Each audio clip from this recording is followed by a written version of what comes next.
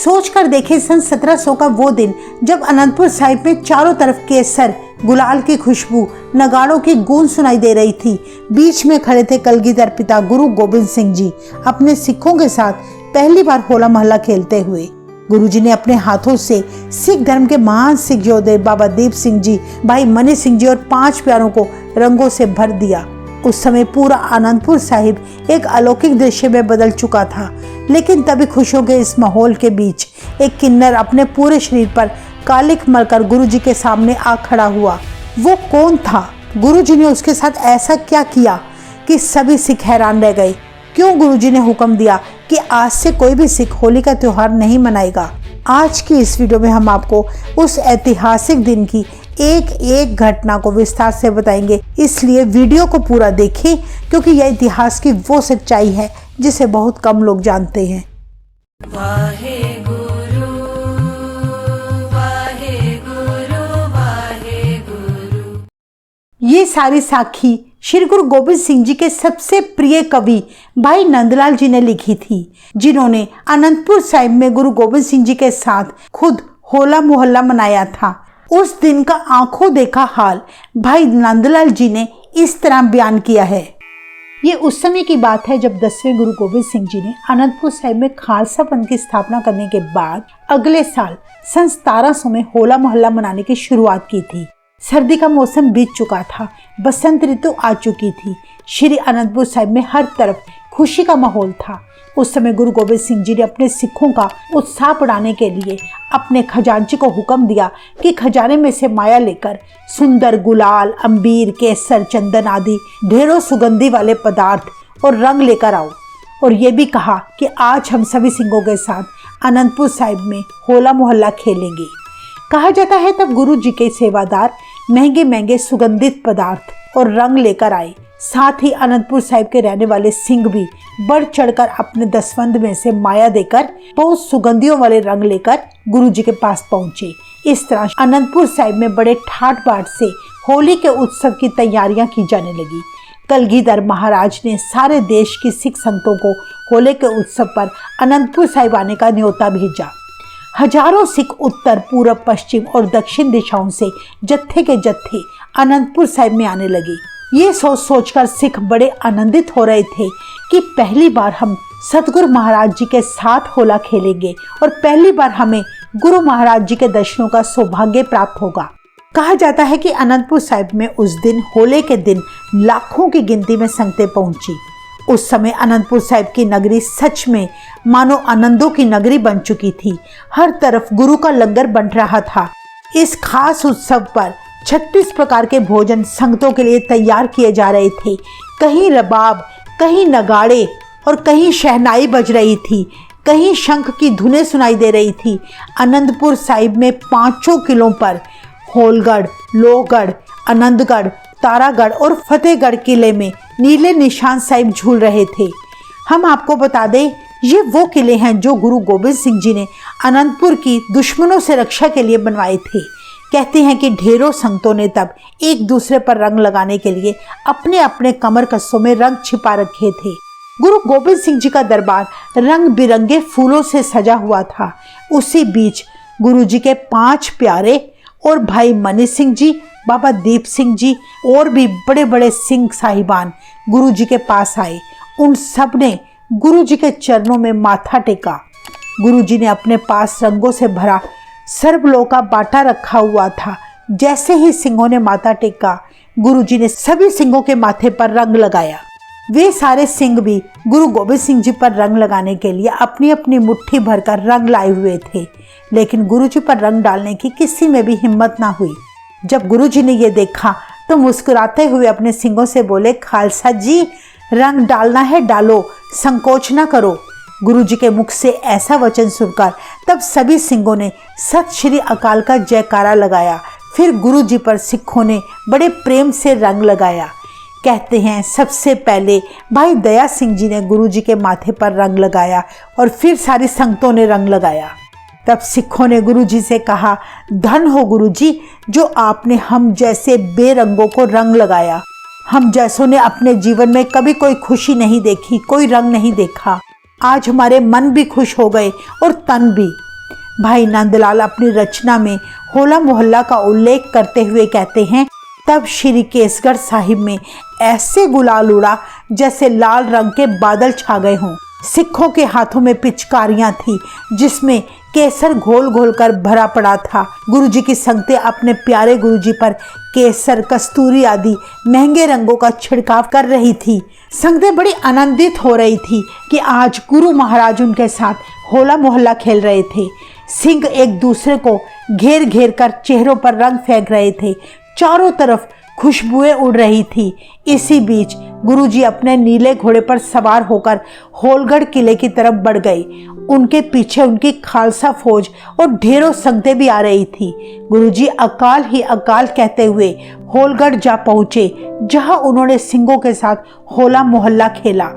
गुरुजी के सिखों ने दो दल बनाकर एक दूसरे के साथ नकली हथियारों से बनावटी युद्ध किया। ये युद्ध एक दूसरे को नुकसान पहुंचाए बिना लड़ा गया।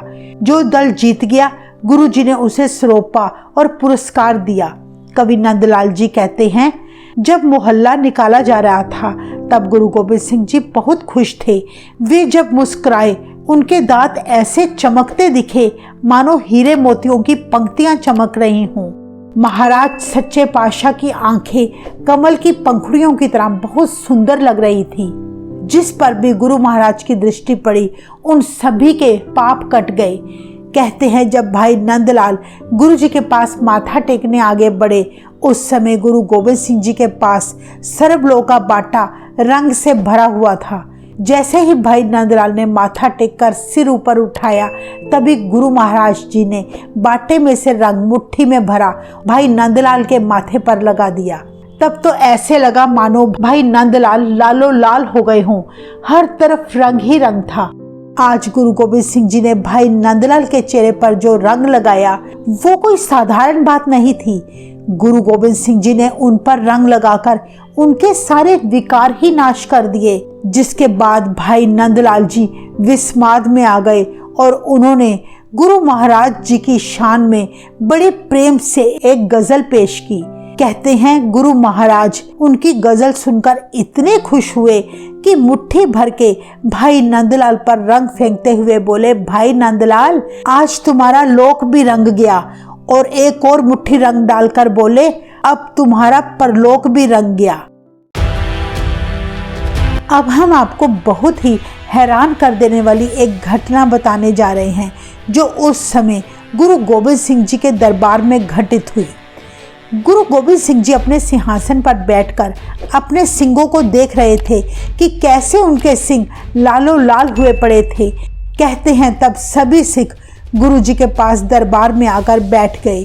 तभी एक सिंह भाई सुथरा गुरु जी के पास आया, जहां सभी सिंह सुगंधित रंगों से रंगे पड़े थे।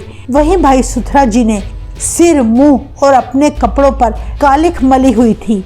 वो बड़ा भयानक वेश बनाकर गुरु जी के पास आया। ऐसा दृश्य देखकर सारी संगतें बड़ी हैरान हुई। असल में भाई सुथरा जी छठे गुरु हरगोबिंद साहिब जी के समय से थे।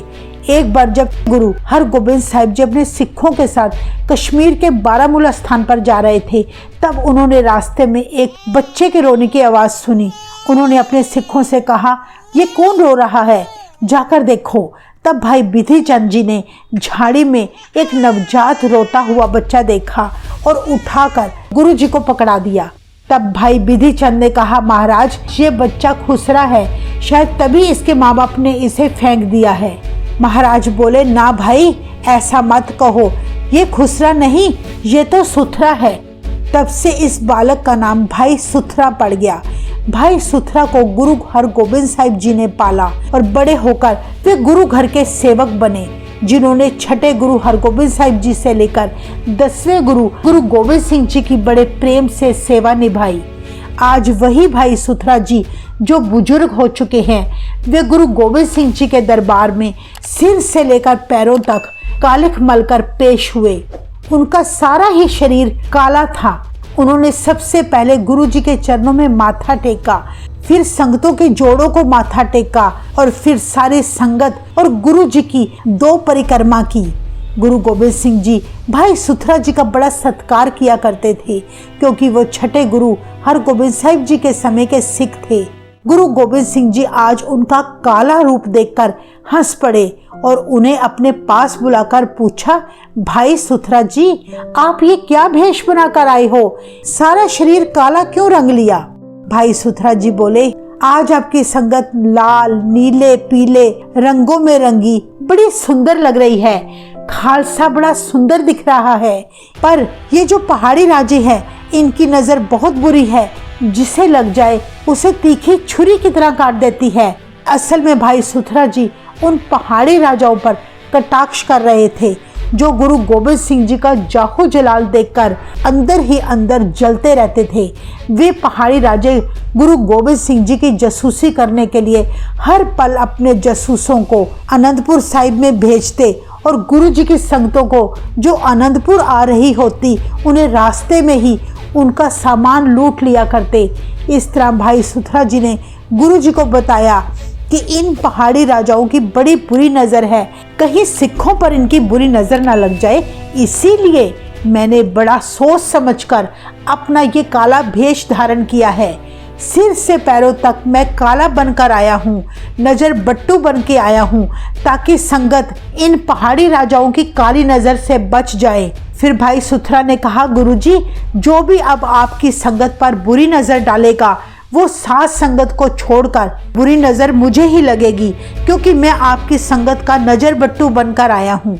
भाई सुथरा के मुंह से ऐसी बातें सुनकर गुरुजी हंस पड़े और बोले, वाह भाई सुथरा जी, धन्य हो आप मेरी संगत का इतना ध्यान रखते हो।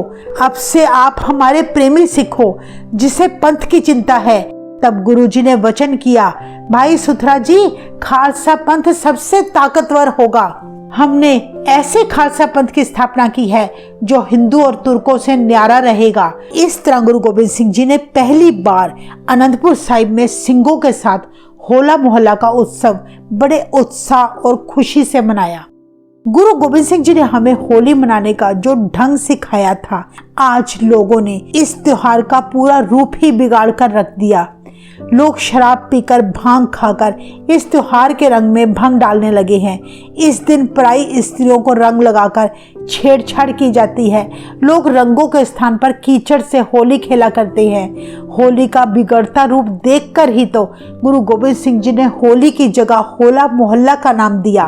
कीचड़ और गंदे मंदे रंग हटाकर गुलाल, केसर, बढ़िया बढ़िया सुगंधी वाले रंग दिए। प्रभु नाम और बानी का गाढ़ा रंग दिया। साथ ही सिंघों से बनावटी युद्ध करा के लोगों को वीरता का रंग प्रदान किया।